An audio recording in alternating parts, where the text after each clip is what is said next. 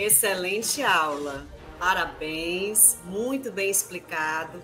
Infelizmente, a gente não tem tanto material de Artemísia como a gente gostaria de ter, né? É uma pintora, infelizmente, não tão conhecida como deveria, porque teve toda uma história de silenciamento desta mulher. Infelizmente, como tu colocaste aqui, e como a gente vai puxar um pouquinho mais agora. Nós temos uma pergunta da Rosana Pugina que diz assim: na época, qual foi o impacto da entrada de Artemísia para a Academia de Artes de Florença como a primeira mulher a ser aceita? Ela foi, de imediato, ela foi rechaçada, ela passou pouco tempo na Academia de Arte de Florença, inclusive também porque depois ela foi para Londres, e ela, de certa forma, ela foi abrindo um espaço, porque naquela época a Academia de Arte de Florença trabalhava muito com desenho, e ela conseguiu fazer com que isso evoluísse um pouco mais para a pintura. E apenas depois da entrada dela foi que foram aceitas outras mulheres na academia. Então, o papel dela na academia foi extremamente crucial para que outras mulheres começassem a ter acesso a, ao estudo da pintura na Itália. Né? Sem ela, isso não seria possível. Apesar de que, no primeiro momento, ela foi completamente rechaçada pelos pares, ainda que ela já fosse uma pintora renomada. Né? É muito paradoxal a gente dizer isso. Ela era renomada, mas as pessoas não queriam ela na academia. Então, ela acabou passando pouco tempo. Mas ainda assim, ela era uma pintora de sucesso devido ao seu trabalho, né, ao seu refinamento estético dentro da estética do barroco. Verdade.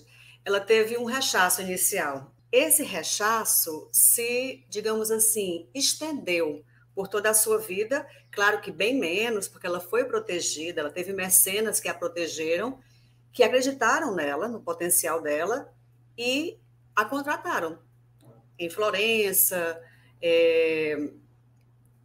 na própria Roma, na Inglaterra. Então, ela teve realmente umas e outras, digamos que, acomodações, mas, no total, ela foi bem rechaçada. Você quer colocar algum ponto mais sobre ela que tu tenha esquecido? Na realidade, eu quero reforçar algumas situações, né? O que é que acontece? Ela sofreu uma violência, não é? E como eu disse, gente, quem quiser depois pode procurar a matéria da BBC, que tem umas transcrições dos testemunhos, é um pouco forte, não é? E ela foi rechaçada também por conta disso. Ela, enquanto vítima, ela foi invisibilizada por conta de uma atrocidade que fizeram contra ela. Ela foi posta como uma vilã em uma história em que, na realidade, ela era vítima. Além disso, ela teve muitos mecenas também, de certa forma, não porque os homens foram bonzinhos com ela, não, é porque ela teve um refinamento estético, ela foi uma grande artista de peso, né? E aí volta para a história do que eu falei, do que é paradoxal. Ainda que ela tenha sido uma artista de peso, paradoxalmente, ela foi invisibilizada pela crítica, porque é uma crítica praticamente masculina. Não é? E não só ela, grandes outras mulheres foram esquecidas, aliás, passam esse processo de esquecimento pela crítica de arte, né? Quando você fala, por exemplo, do impressionismo, você fala do Manet, você fala do Renoir, mas você não fala de Berthe Morisot, que também é uma artista mulher, e que a crítica silencia ali naquele entorno.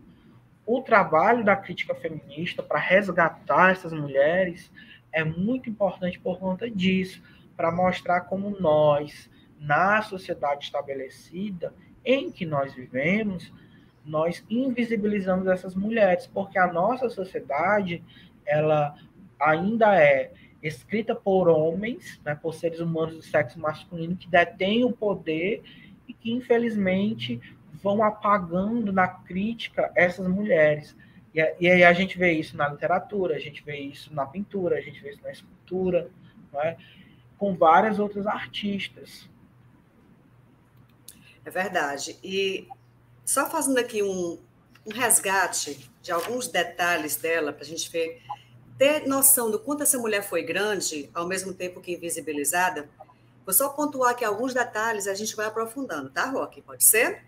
Pode ser. Se houver alguma pergunta mais, aí o Ramon coloca para nós e a gente responde. Artemisia Gentileschi. Bom, ela, como o Roque colocou, nasceu em 1593, já no finalzinho do século XVI, um século muito complicado pela questão de reforma, contra-reforma. Então, havia na Europa de então, especificamente naquele lugar em que ela estava, em Roma, uma luta de poder muito grande entre católicos, pagãos e pessoas que não queriam mais ser católicos, tampouco eram pagãos e queriam seguir uma nova ordem, né? Que são as pessoas que foram por uma outra trajetória, que são os protestantes. Então, existia toda uma história por trás da história de Artemísia, que aí a gente remonta também ao Renascimento e toda essa determinação em fazer do homem o elemento central da sociedade. Não só Deus, que ficou para trás, mas em diante o homem, né, o ser humano. O que acontece? Ela nasceu numa sociedade extremamente misógina, como a gente já sabe, muito fechada, mais ainda porque ela era romana, né? Se você vai à Itália hoje, você vê como é que é. Até hoje, se você está em Roma e de repente começa a entabular uma conversa com alguém que está ali, e a pessoa diz, eu sou daqui. Você é italiano? Não, eu não sou italiano, eu sou romano, né? Os romanos até hoje têm essa peculiaridade de se acharem diferentes dos italianos em geral, eles são diferentes. E ela nasce romana, numa época em que o Vaticano estava tentando reconquistar fiéis que saíam em debandada para uma outra religião que não professava nem um pouco as virtudes teologais que o Papa tanto fazia questão de difundir. Esta moça nasce, então, no seio de uma família pouco arremediada, não era uma família de posses, e ela tinha 3 irmãos. Aí ela já começa na desvantagem de nascer num lar em que a mãe morre muito cedo e o pai é um homem de certo poder, porque ele tem um ateliê, né? E naquele tempo em que a arte florescia de maneira mais centrada, esse homem com esse ateliê tinha um certo prestígio. E os filhos dele, ela incluída, ficavam ali, soltos na oficina, no ateliê, aprendendo. Só que os irmãos não tinham nem um pouco de traquejo para a arte pictográfica, né? O Roque sabe disso, ele viu esse material. Então, assim, ela realmente sobrepôs, não só porque era a filha mais velha, ela era a primogênita da família, mas porque ela realmente tinha um dom, os irmãos não tinham. E esta menina, que nasceu nesse lar pouco favorecido pela sorte, em termos de dinheiro, mas favorecida pela arte, teve aí um grande trauma aos 17 anos. Aí a gente já imagina, essa moça com 17 anos, na Roma de então, que não tinha se casado ainda, já era muito velha para os padrões, né, Roque?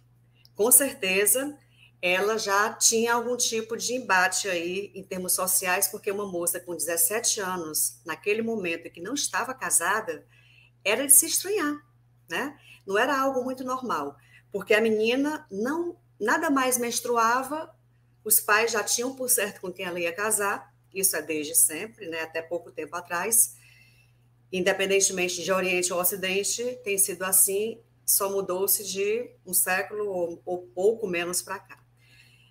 E essa menina já trazia em si a essência do matrimônio.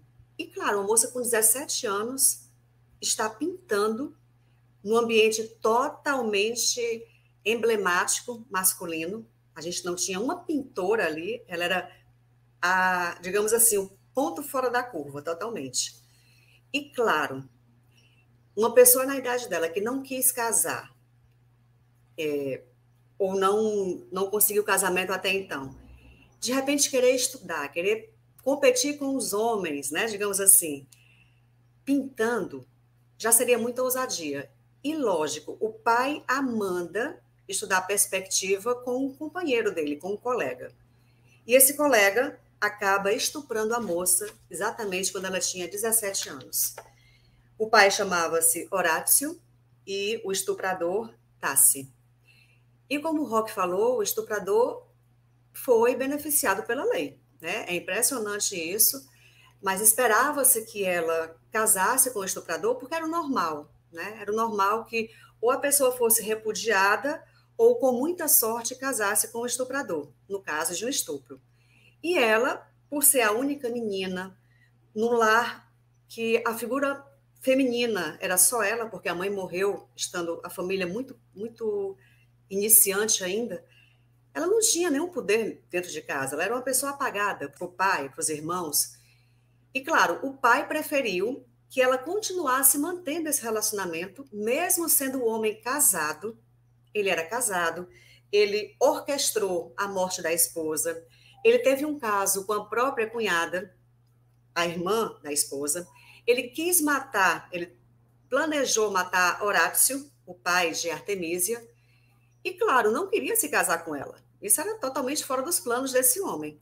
Mas, mesmo assim, ela ficou 9 meses insistindo para que ele a quisesse, né? E, logicamente, que uma relação assim, em que o homem se sente coagido a levar adiante uma relação, assim como também com a mulher fosse assim, não funcionaria.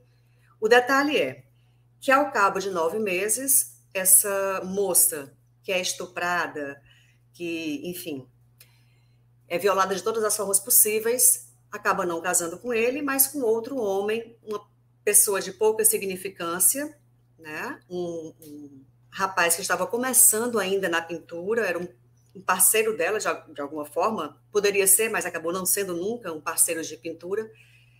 E esse colega da pintura acabou sendo o marido, era florentino, né, de Florença, e a levou para lá.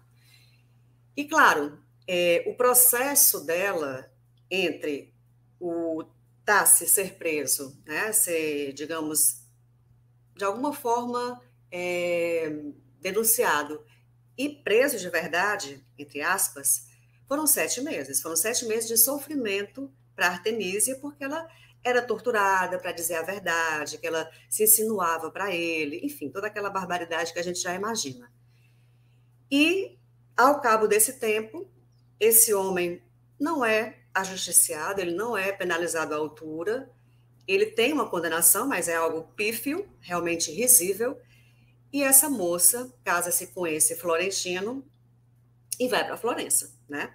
Lá ela realmente consegue desenvolver um trabalho à altura, torna-se bastante prestigiada, entra, né, para a seleta academia dos pintores e é convidada, inclusive, para trabalhar com o pai na Inglaterra, a mando de um rei, naquele momento, se não me engano, era Charles I. Nesse interregno aí, essa moça acaba mostrando na arte, Artemísia vai mostrar na sua arte o muito que ela sofreu.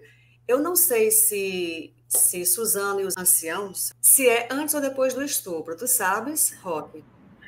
Na realidade, essa obra, ela é anterior, ela exatamente é de 1 ano antes do estupro dela, mas ela já é um indício da forma como a Artemísia vê como as mulheres são retratadas na arte, né? Por isso que a obra também chamou a atenção, porque diferente das outras que colocam Suzana de uma forma como uma mulher fútil, como uma mulher que deu espaço para que aquilo acontecesse, ela coloca Suzana como vítima de 2 homens que estão ali assediando. Exatamente 1 ano depois acontece com ela exatamente aquilo que ela descreveu. Ela é assediada por 2 homens, né, sendo que um deles a estupra, e ela passa por todo um julgamento penoso, e assim que a violenta também, né, podemos dizer assim. E sobre o julgamento, o Tassi, ele recebeu como um pena, ou ele era preso, ou ele deveria ser expulso da cidade de Roma. Ele ainda teve a opção, ele ainda pôde escolher qual pena era melhor para ele. Ele escolheu ser posto para fora de Roma, né? Então, de certa forma, ele nunca pagou pelo crime que ele cometeu para Artemisa. E ela teve que se casar exatamente para reconquistar essa honra dela, a honra pública que ela perdeu ali com aquele julgamento, pois ela era posta como uma vilã na história, que na realidade o que ela sofreu havia sido culpa dela, não culpa do homem que a violentou. E a partir disso, a imagem que ela vai ter sobre a mulher na pintura vai se acentuar ainda mais, ela vai se dar poder. E essa, eu acredito que seja uma das maiores características da pintura de Artemisia. Ela se coloca como uma mulher de poder nas suas obras. Depois dela, pouquíssimas pintoras se retrataram dessa forma. Na realidade, quase nenhuma se retratou assim dessa forma. Também por conta do contexto social que a Artemisa viveu e como isso impactou na forma em que ela via o feminino e na forma como ela produzia sua própria obra de arte, né? Então, ela é muito singular também por conta disso, não é? E há pouco tempo é que conseguiu se descobrir mais coisas sobre ela, porque se acharam depois os diários, não é? Então, por incrível que pareça, é tudo muito atual. Ela foi resgatada na década de 70, porque ela havia sido invisibilizada pela crítica. Então, ela passou mais de 300 anos escondida, porque as pessoas não falavam sobre ela, porque ela não era vista, ela não era lida. E a crítica feminista traz ela de volta, chama a atenção para essas artistas mulheres. Quando a crítica faz isso, o que é que os críticos de arte vão fazer? Vão trazer a Artemisia para dentro da discussão, não à luz do trabalho que ela fez, mas à luz da biografia dela, né? Como se ela se resumisse ao incidente que aconteceu sobre ela, e não é isso que acontece. Muito pelo contrário, ela era uma artista refinada, né? Com o estupro ou sem estupro, ela continuaria sendo uma artista refinada. Ela tinha uma visão muito particular de mundo, ela não merece ser vista pela crítica apenas como uma nota de rodapé, que é o que acontece na maior parte dos livros, por conta desse acidente que aconteceu com ela. Com certeza. E o mais cruel, Roque, é porque quando ela entrou, digamos assim, ela entrou no mundo da arte, né? Assim que ela se casou, que ela começou a se soltar, porque ela se viu longe daquele pai dominador e daqueles irmãos que, sinceramente, eram só fagocitantes. Eles não acrescentavam nada a ela, só tiravam, né? Inclusive, ficaram contra ela também durante o processo todo. Eles ficaram todos contra ela, porque ela, de alguma forma, deve ter, de alguma maneira, seduzido, olha a cabeça, o estuprador, para que a família acabasse tendo o seu nome encharcado na lama, né? Então, ela, na visão do pai e dos irmãos, não seguiu o que a mãe talvez fizesse, né? Que era se comportar bem, e, por estar transitando no meio masculino, acabou, de alguma maneira, chamando para ela a própria desgraça. Assim pensava o pai, assim pensavam os irmãos. Uma vez que ela viu-se livre dessas pessoas completamente abusivas, ela foi viver uma relação muito tranquila. Por quê? Porque esse homem com quem ela se casou não influía nem contribuía, né? Era aquela pessoa, como a gente chama aqui no Ceará, que nem é peixe nem é carne. Eles não se amavam, foi uma conveniência. Ele precisava de um dote, ela tinha esse dote, porque o pai tinha essa soma de dinheiro para pagar por ela. E pronto, o negócio estava feito. Ela pintava, o rapaz também pintava, pronto, morreu aí a história. Ela tinha um amante, né? Com o tempo ela vai ficando poderosa, ela vai estabelecendo bases de contato, ela é muito articulada, é uma pessoa que mantém contato com Galileu Galilei, ela tem príncipes como sendo seus mecenas, ela tem o rei da Inglaterra como sendo o mecenas dela, inclusive foi o pai que abriu esse caminho para ela e ela soube aproveitar, né? Ela soube aproveitar porque a vida foi difícil para ela e esse caminho que o pai abriu foi mais do que necessário, porque ela conseguiu mostrar muito dela na Inglaterra, que as pessoas jamais imaginavam que tivesse essa pérola ali do lado, né, na Itália. O detalhe é, esse Tassi, esse estuprador, ele teve muita sorte em não ter sido banido para um local, né, mais perigoso ou menos receptivo. Por quê? Porque se ele fosse espanhol ou português, naquele momento ali, final do século XVI, com certeza ele tinha que escolher, como as pessoas realmente que eram, digamos que, condenadas e tinham um certo peso na sua condenação, elas podiam escolher entre morrer no seu país ou morrer longe do seu país. E morrer longe significava ir para a América, né? Que a América era dividida entre espanhóis e portugueses. E naquele momento, segundo o Tratado de Tordesilhas, a gente tinha a maior parte das terras aqui conhecidas, né? América do Sul, não conhecíamos a América do Norte ainda, não era divulgada essa descoberta. Sabíamos bastante da América Central e do Sul, e isso pertencia mais à Espanha do que a Portugal, né? A Espanha foi bastante, digamos assim, deselegante em concordar com certos detalhes do tratado que os portugueses não conseguiram enxergar e eles maldosamente sim. A gente vê pela ótica de hoje, naquela época era um outro contexto, mas de qualquer forma ele teve o benefício de não ser mandado para um local totalmente inóspito, como era a América naquele momento, e morrer cá, né? Ou sobreviver, também depende aí muito. Bom, ela, como você falou, ficou 300 anos em completa obscuridade. Quem foi que ganhou a fama das obras dela? O pai. Porque os irmãos eram completamente inexistentes nesse sentido, né? Destacaram-se de outras formas, não exatamente com a pintura. Na casa dela, quem destacou-se mesmo foi primeiramente o pai e depois ela. O pai morre subitamente, morre ainda bastante novo, bastante jovem. E ela, por mais que assinasse com o sobrenome Gentileschi, as pessoas faziam questão de esquecer que era Artemisia Gentileschi, ou seja, como se fosse Horácio, né?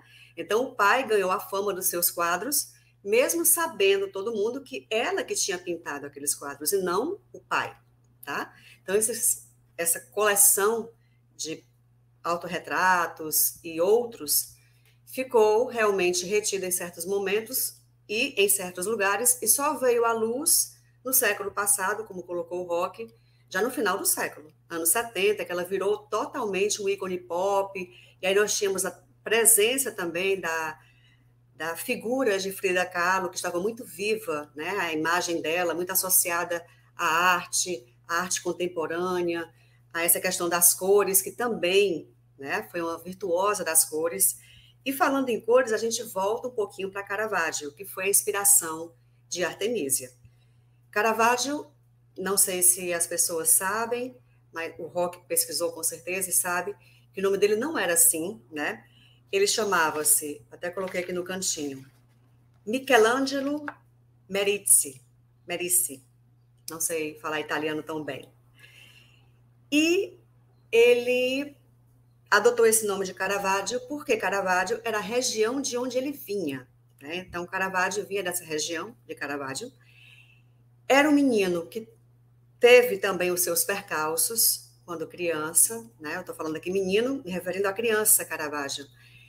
Foi uma pessoa profundissimamente sofredora também, cada um no seu cada qual. Artemisia com seus problemas e Caravaggio com os dele. Os dele basicamente foram: ele foi um órfão, criado assim, meio que solto, né? E como ela também foi criada dentro da oficina do pai, do talher do pai, do ateliê, mas Caravaggio foi criado meio que solto mesmo na vida. E aos 18 anos estava famélico, doentíssimo, completamente entregue a vícios e foi parar no hospício, né? E nesse hospício ele acabou que tendo aquele cuidado que nunca tinha tido sobre si, restabeleceu-se parcialmente e partiu para a vida. Lembrando que hospício, hospital, tudo isso tem a ver com o mesmo radical, que é abrigar, né? Os hospícios, os hospitais, eles têm toda essa função no passado de abrigamento, que continua sendo de alguma forma, né? A gente não pode esquecer, mas que naquele momento convergia para o mesmo sentido, tá certo? O que acontece? O Michelangelo, ele, assim como ela também, a Artemisia mais para frente, e muito mais para frente a gente vai ter também a Frida Kahlo, se autorretratava, né? Existem muitos autorretratos, tanto da Artemisia como da Frida Kahlo e do Caravaggio e muitos outros, Velázquez, Rembrandt, todos eles se autorretratavam. Era algo muito comum, até porque as pessoas não tinham foto e fazer uma imagem de si próprio é algo muito peculiar, porque é muito mais fácil você pintar o outro que você está vendo do que a você mesmo, que você tem que ver através de um espelho ou espelho de água, né? Enfim, sempre tem que ter esse reflexo para que você possa se enxergar e conseguir se pintar. É muito mais difícil, então, esse autorretrato. E Caravaggio, usando essa técnica do chiaroscuro, que era o claro-oscuro, claro e escuro, ou seja, as sombras para dar um certo peso à sua obra, não somente porque, de alguma maneira, naquela composição, a luz surgia e iluminava a tela, né? Muito amarelo, e entre amarelo, cor pastel e muita cor escura, para dar aquele toque mesmo, aquela quebra entre o escuro e o claro, que é uma técnica que não é dele somente, vinha de outros, como, por exemplo, o Leonardo da Vinci, né? Começou praticamente com ele, com o da Vinci, e o Caravaggio bebeu dessa fonte. Caravaggio também se orgulhava de ser muito Tiziano, né? Digamos assim, ele gostava de alguns vermelhos, e lembrando que naquele momento a cor vermelha era uma cor difícil de se conseguir. Hoje a gente vai aqui no computador, mescla uma cor com outra, dá o vermelho, né? De qualquer forma. Mas antes não era assim. Então, para conseguir o vermelho, o verde e o roxo, era preciso encontrar a tintura certa. E a tintura certa vinha das baias, né? Das misturas que se faziam com alguns vegetais. E nem sempre aquela floração daquele ano dava exatamente a cor certa, naquele tom certo que se buscava. E os vermelhos de Tiziano eram famosíssimos, porque vermelho e roxo só usava quem tinha dinheiro. Por isso que a igreja, em certos momentos do ano, usa muito o branco e o vermelho, e o branco e o roxo, porque eram cores, o vermelho e o roxo, que só quem tinha muito dinheiro podia pagar por ela, né? Por uma cor e por outra. E ele usava, então, essas sombras, o chiaroscuro, para dar também uma certa robustez às personagens que estavam ali, né? Sempre que a gente olha uma obra de Caravaggio, além do chiaroscuro, tem a questão da composição piramidal ou diagonal. Ele trabalha muito com essa coisa da diagonal ou do triângulo. E a gente vê isso também na obra dela, né? Ela se espelhou nele para fazer algo parecido, o que é mais do que natural. E ele pintava, além das cenas bíblicas, natureza morta, que eu já não vejo com Artemisia. Ela gostava mais de mulheres fortes, como colocou o Roque, essas mulheres que vingavam a Artemisia ferida, porque ela jamais se recuperou do trauma do estupro. Ela teve amante, ela teve marido, ela foi famosa, mas ela nunca esqueceu aquela cena. Tanto que ela tentou apaziguar os ânimos consigo própria, mantendo um caso com o estuprador, e nem assim ela conseguiu ficar totalmente curada, né? Então, a obra dela é uma obra libertária. Ela coloca naquela obra tudo que ela quer falar, mas não pode, porque se falar não é ouvida, né? O que é que faz uma mulher junto a tantos homens, pintando com eles, quando a pintura era algo completamente masculino, em vez de estar em casa, gestando, parindo e pensando em mais filhos. Então, essa era a lógica daquela época. O detalhe interessante, Caravaggio morreu com 38 anos, ele não somente se retratava na sua obra, mas também retratava um muso que ele tinha, era um namorado chamado Mário. Ele tinha vários namorados, mas esse era o que ele realmente mais gostava.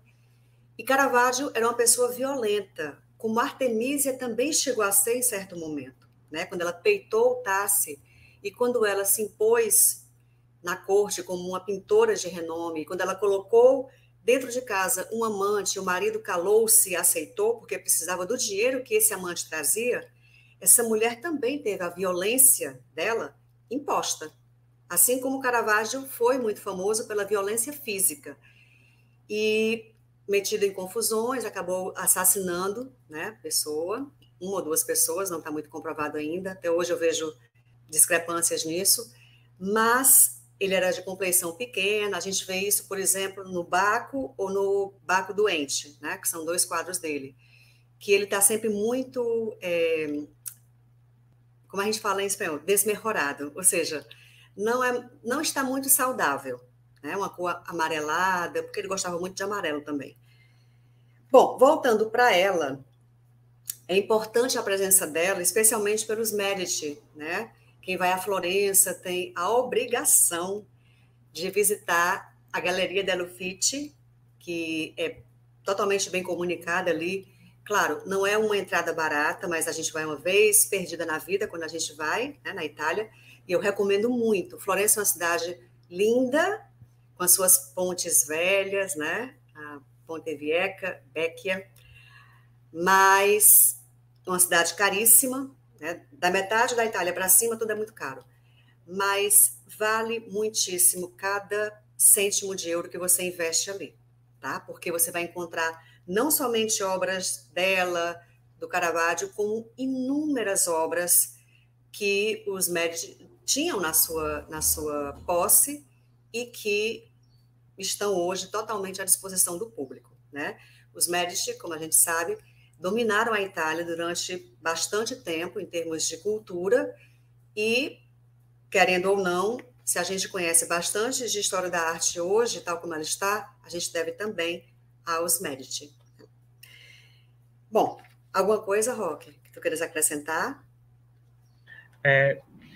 Eu queria lembrar que para as mulheres serem artistas nesse período, né, reforçar, ou ela tinha que ser filha de um artista, porque ela era acolhida como aprendiz do pai, ou ela tinha que ser muito rica, com recursos, aos seus recursos, né, com podendo empregar seus recursos no que ela quer, o que não era muito comum, porque geralmente ela estava ligada a um homem, era o homem que tomava aqueles recursos, e a partir disso é que ela podia aprender o que nós chamamos hoje, que na época era chamado de arte liberal, que era a pintura, não é? Então, era um fenômeno muito restrito, e ela consegue, dentro desse fenômeno restrito, aprender com o pai, se destacar mais do que todos os aprendizes do entorno do pai, e além disso, se destacar mediante os artistas locais.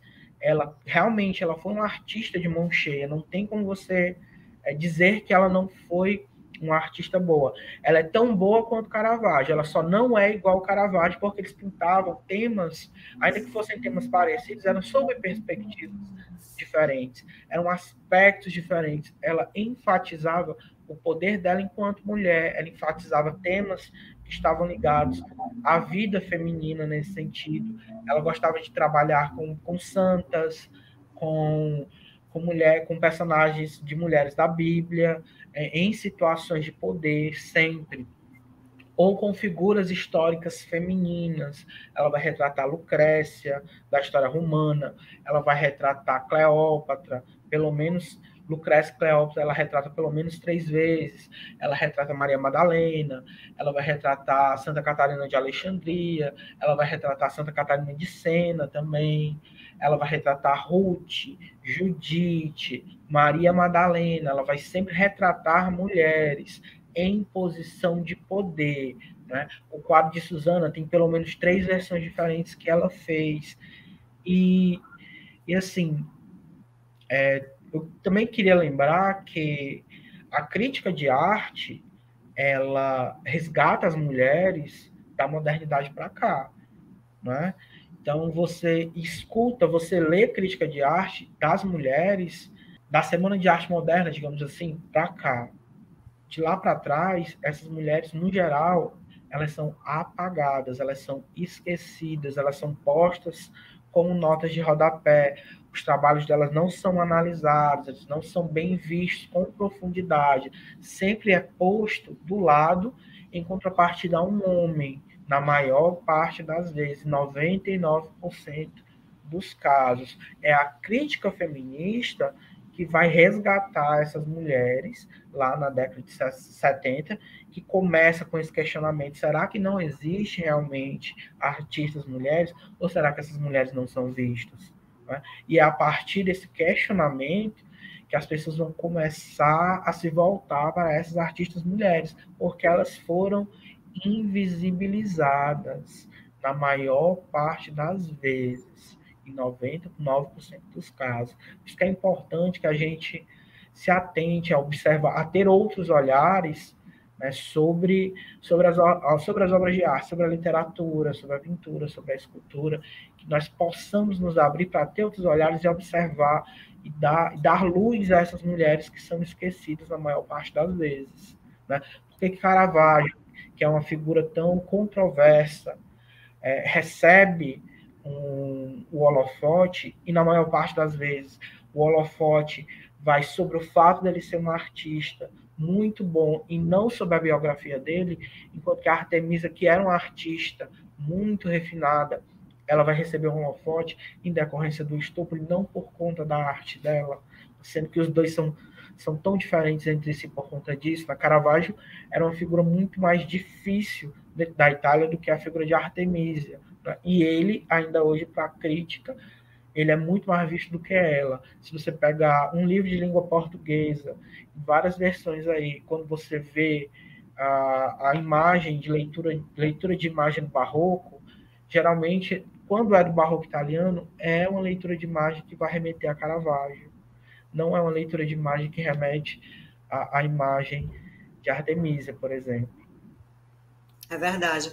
E assim, só puxando um pouquinho do que você está falando, né?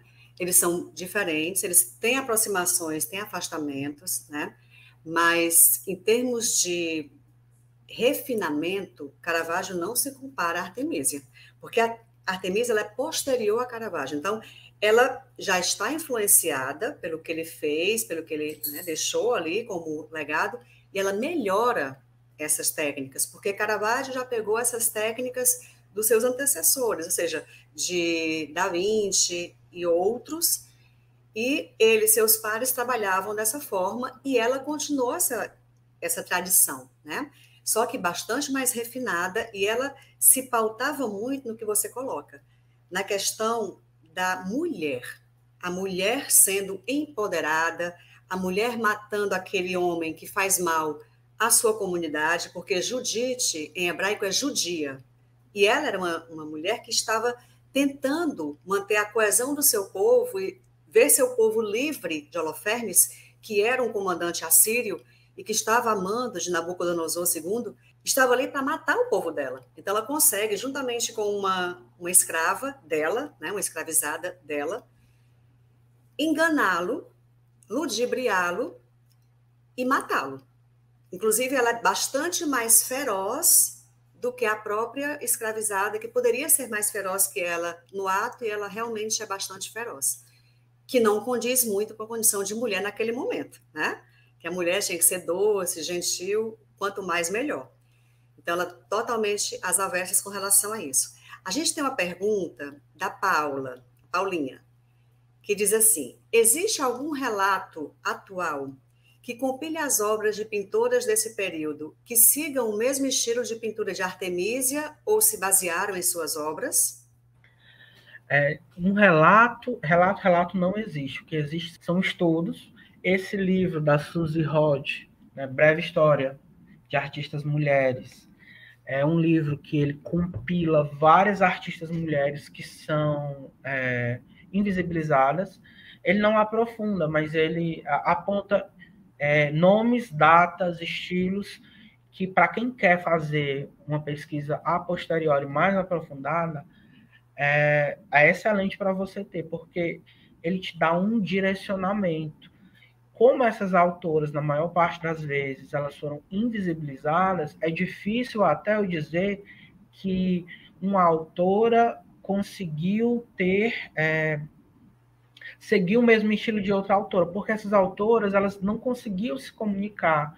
É diferente, por exemplo, do contato que Tarsila do Amaral e Anita Malfatti têm, porque elas conviveram no mesmo período, elas estavam numa mesma roda de amigos, então os estilos delas, uma conseguiu influenciar a outra, mas não é o caso aqui, porque essas autoras elas foram invisibilizadas no tempo e no espaço, né? E elas estão sendo resgatadas aos poucos.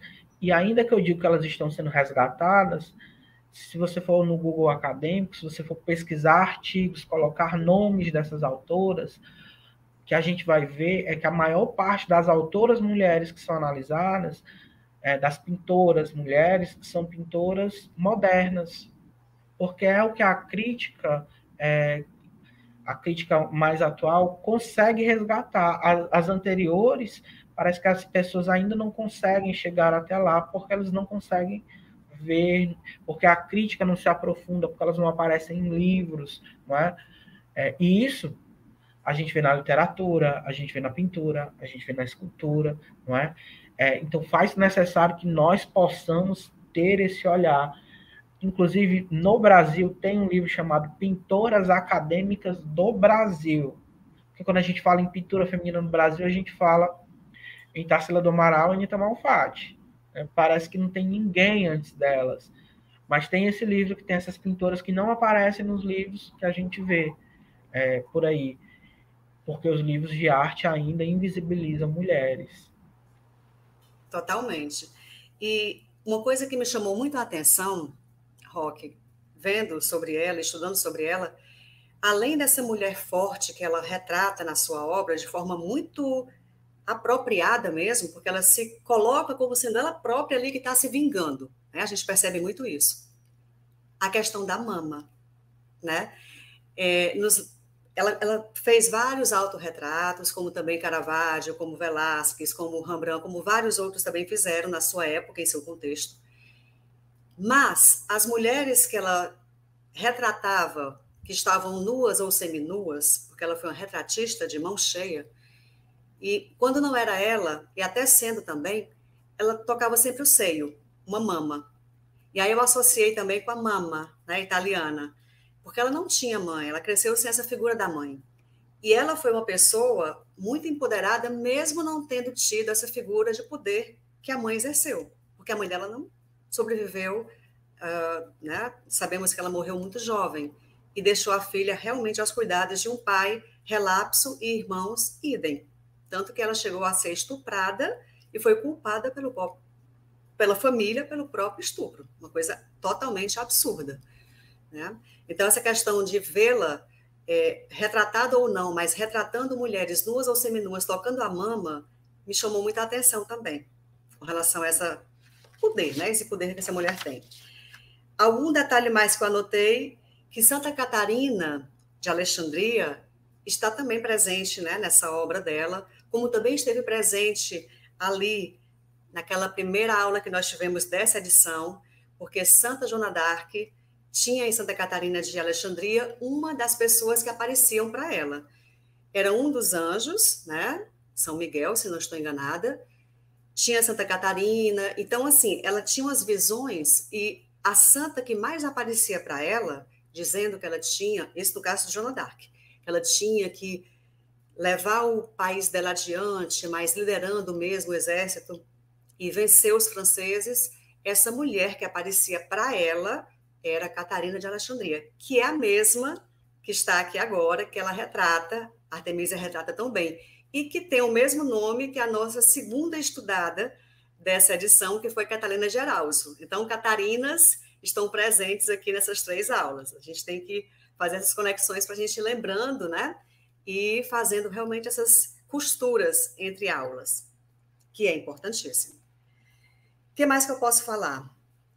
Que ela foi essa pessoa que deu voz e vez à mulher que pinta, além de outras, né, que são pós-modernas, mas nós não podemos esquecer que o tempo dela foi um tempo completamente hermético para essa mulher que tinha necessidade de se expressar artisticamente e, principalmente, estando num ambiente cercada de homens por todos os lados, que eram exatamente os ateliês, né? Alguma pergunta mais? A Francinilda. Onde a gente pode encontrar as pinturas retratadas sobre Betseba e Maria Madalena? Online, a gente encontra tudo na Wikicommons, que é em inglês, mas aí você tem que saber um pouquinho de inglês, que ele te dá a lista por ano das obras, e ele te dá em boa resolução para você, caso você queira imprimir e trabalhar com seus alunos, por exemplo, né, você pode imprimir resolução para trabalhar, e você encontra lá com o nome, com o tamanho, com onde se encontra a obra, também, onde ela está localizada. A maior parte das obras dela está espalhada por museus na Itália e em Londres, tá? Fisicamente, a maior parte dessas obras. Vale lembrar, gente, que a marca dela, dentro do barroco, é o empoderamento feminino. Se alguém fosse perguntar assim, por que ela é importante dentro do barroco? Porque ela dá voz à figura feminina, ela empodera mulheres. Por que ela transcende o barroco? Porque ela empodera mulheres. Ela vai fazer uma coisa que ninguém mais faz. Ela empodera mulheres dentro da arte, através da arte, com a arte dela, e ela se empodera quando ela faz isso também. É a forma dela se empoderar, tá bom? É o maior ponto que ela vai ter. E assim, lembrando, sabe, Roque, e todos e todas que estão aqui conosco, que a pintura, ela é uma arte cara, né? Se ela é cara para você fazer hoje, aí você imagina em 1600, que foi na época que ela viveu. Realmente era bastante caro, tinha que ter um certo poder aquisitivo, e uma mulher com poder aquisitivo não estava no meio de outros homens que não fosse o seu marido e os seus filhos. Então, ela realmente foi uma rompedora de paradigmas. Colocou um antes e um depois na história da arte. Nunca se teve e nunca se terá uma outra Artemisia Gentileschi. Porque por mais que tenhamos Mafaldes, Carlos e outras, nenhuma será igual a Gentileschi, que foi uma pessoa que realmente esteve no local errado e na hora errada. Se ela estivesse aqui agora, ela seria a artista. Mas, infelizmente, ela estava num ambiente completamente insalubre, em termos de misoginia, né? E não tinha, nem do seu próprio marido, que depois tornou-se apenas um coleguinha com quem ela dividia a casa, nem dele ela tinha apoio. Então, quem é que apoiava essa mulher? Os homens que haviam de fora, os seus mecenas. Ela teve mulheres mecenas? Teve, mas foi muito pouco. Ela teve homens que acreditaram realmente nela, especialmente o rei da Inglaterra, naquele momento. Realmente uma mulher para se saber sobre e para se investigar a respeito. Muito valerosa.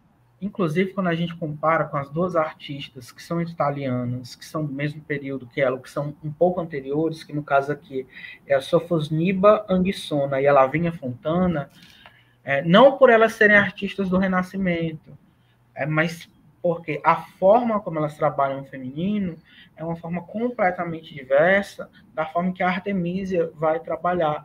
Então, assim, ela é singular dentro da proposta que ela mesma criou. Né? Da proposta do barroco, ela é completamente singular mediante todo o resto, mediante todas as outras também que vão vir depois. Ela vai se pôr de uma forma que outras não vão conseguir se colocar, também por conta da visão de mundo, também por conta do que ela viveu. Tudo isso vai influenciar na forma como ela vai dar vida à sua obra de arte, né?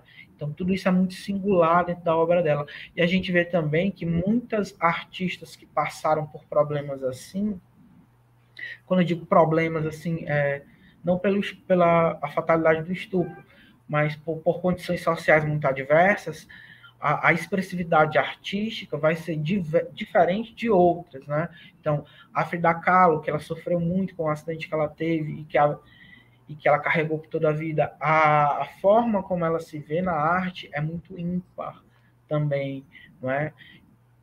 Outras artistas que também sofreram muito um percurso, Camille Claudel, que também passou por muitas adversidades. A forma como ela cria arte é uma forma ímpar quando comparado aos artistas homens que estão no seu entorno, não é?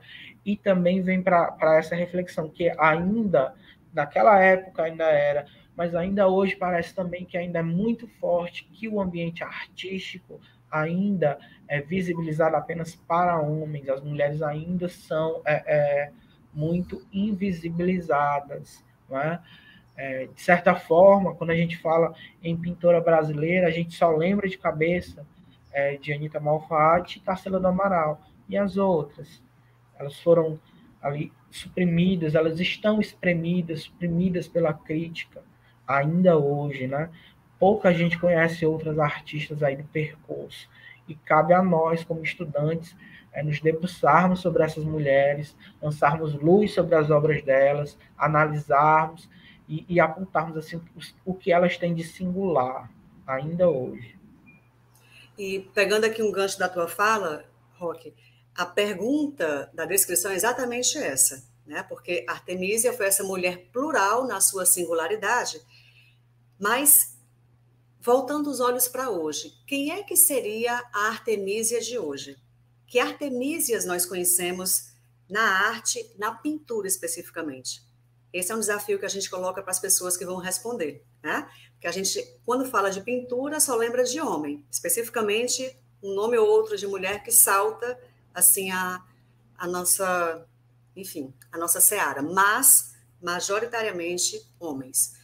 Também falando nisso, Rodin. Curiosamente, eu não sei você e quem está nos assistindo, mas eu prefiro as obras de Camille Claudel às obras de Rodin. As pessoas sempre tentam associar Camille a Rodin como se ela fosse inferior, como se a obra dela fosse muito piegas, muito pelo contrário. Ela era também como Artemisia, se a gente colocar em paralelo com Caravaggio, por exemplo, né? Caravaggio era muito, digamos, cru. Ela era refinada, Artemisia. A mesma coisa com Camille Claudel. Ela foi aluna de Rodin, num certo momento, assim como também, por exemplo, Frida teve também o seu momento aluna com Diego, mas superaram seus mestres. E a gente vai falar sobre a Kahlo, Frida Kahlo, com a Cristina Mendes e a Rosana Pugina. Vamos dar uma aula sobre ela. Então, nesse momento a gente vai ver como é que elas, né, vão mostrar para nós essa Frida que nós conhecemos e a que nós não conhecemos também. Mas, com relação à nossa, digamos, matéria de palestra hoje, que é a Artemisia, é essa mulher que realmente não encontrou muito lugar de fala no seu momento e somente agora é que nós estamos começando devagarinho a saber um pouco do que foi essa grande pintora, essa grande mulher que o tempo fez questão de silenciar, mas que nós estamos, né, fazendo nossa parte aqui para trazê-la à luz. Brilhante aula, Roque, gostei muitíssimo. Só elogios aqui no chat. Iris, assim, é um exercício que a gente pode fazer depois, né? Todo mundo pode fazer. Se a gente for parar para analisar as artistas mulheres, quaisquer que sejam elas, na maior parte das vezes, quando você pega em um livro, elas são postas à luz da sua biografia. Então, quando você pega a Frida Kahlo, fala-se do Diego Rivera, mas quando você fala sobre ele, você muitas vezes não fala sobre ela. Não é? E é um problema que nós ainda temos na maior parte dos livros. Sempre que você fala de artistas mulheres, você fala à luz da biografia, e o mesmo não é feito em relação aos homens. A primeira vez que eu percebi isso, inclusive, foi quando eu estava lendo um texto da Marina Colasanti, um livro, sempre que ela era citada, citava com quem ela era casada. Mas, quando se falava do Afonso Romano de Santana, não se falava que ele era casado com Marina Colasanti. Para ela, era necessário dizer com quem ela era casada. Com ele, não era. Aí, depois eu fui percebendo que isso não era um fenômeno que acontecia só com ela. Acontecia com várias artistas mulheres. Então, nós temos ainda que nos desconstruir em relação a isso mesmo. Infelizmente, isso ainda é alguma coisa que é comum na nossa mentalidade patriarcal, patrifocal, que a gente tem que desvencilhar dos nossos trabalhos e das nossas produções. Mas esse falocentrismo, Roque, a gente encontra, até pegando um pouquinho mais do que você falou agora. Curiosamente, a biografia, quando se trata de uma mulher que produz arte, é diferente do homem, como tu bem pontuaste. Quando a gente fala de um homem que produz arte, como por exemplo Caravaggio, fala-se que ele foi um fanfarrão, que morreu muito cedo porque procurou morrer, porque se meteu muito em confusão, e, enfim. Mas é dado um tom meio picaresco, sabe? Assim, de graciosidade nisso. É como se fosse interessante, né, ter essa vida. Mas se a mulher tivesse essa mesma vida, não seria tão interessante assim. Não sei se me faço perceber do que eu estou dizendo. Quando a gente fala de Artemísia, o estupro dela sempre vem antes do próprio nome. Por quê? Se ela fez tanto antes, durante e depois, sabe? Então, o que ficou marcado foi algo negativo que fizeram contra ela. Não que ela procurou, mas que foi feito contra ela. No entanto, a biografia de outros pares dela, na mesma época, contemporâneos, conterrâneos dela também, fala-se na biografia algo negativo daqui e dali, mas não se enfatiza tanto como se enfatizam esses detalhes negativos da vida de Artemisia. Isso acontece com qualquer outra artista, se a gente for colocar em paralelo com todos os outros pares que ela tem, né? Então, por exemplo, Camille Claudel, o que é que se vende da imagem dela?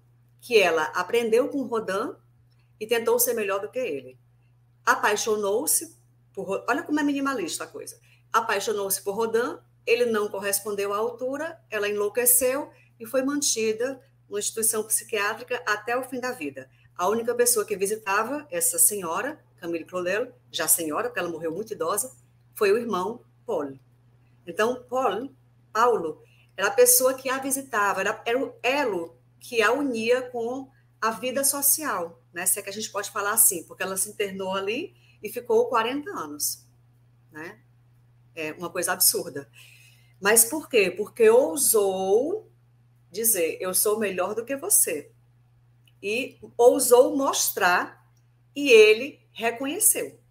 Só que, claro, reconheceu, mas esse reconhecimento tem que ser privativo, não pode ser socializado. Na hora que ele foi reconhecido, o talento dela foi reconhecido pela sociedade que a albergava, ela foi completamente rechaçada. Essas mulheres presas em sótãos, né, que